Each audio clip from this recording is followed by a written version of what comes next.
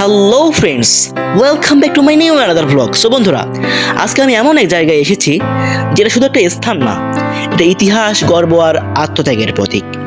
ক্যামেরার পেছনে যা যা ঘটেছে সব কিছু আপনি মিস করতে চাইবেন না, কেননা আমার আজকের ভিডিওটি খুবই ইন্টারেস্টিং হতে চলেছে। তো চলুন শুরু করা যাক। এটা শুধু একটা স্মৃতিসৌধ না, এটা বীরত্বের নীরব প্রতিচ্ছবি। এখানে দাঁড়িয়ে থেকে মনে হয় আমরা যারা আজ স্বাধীনভাবে কথা বলি, হাঁটি, হাসি, আমরা আসলেই ঋণী এমন কিছু মানুষের কাছে, যাদের নামটাও হয়তো আজ আমরা ভুলে গেছি। জানেন, সবচেয়ে বেশি কষ্ট লাগে তখন যখন দেখি স্মৃতিগুলোকে আমরা শুধু ছবি বানিয়ে রাখি, অথচ ভেতরের অনুভবটা হারিয়ে ফেলি।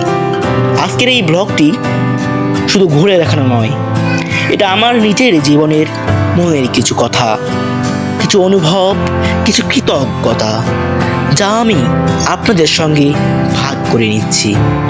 যদি আপনার হৃদয়েও এই জায়গাটা কিছু অনুভব জাগায়, যদি এই শহীদদের প্রতি আপনারও কিছু বলার থাকে, তাহলে আমার এই ভিডিওটিতে একটি লাইক দিন, কমেন্টে লিখে জানান আপনি শেষ কবে এসেছিলেন এই পবিত্র মাটিতে, আর তখন আপনার মনে কি ভেসে উঠেছিল। আর এমন সব গল্প, এমন মুহূর্ত যদি আরও শুনতে চান, তাহলে এখনই আমার এই চ্যানেলটি সাবস্ক্রাইব করুন। আমি একা না, আমরা সবাই মিলে একসাথে যদি ইতিহাসটাকে বাঁচিয়ে রাখি, তাহলেই তো শহীদদের প্রতি সত্যিকারের সম্মান জানানো হবে।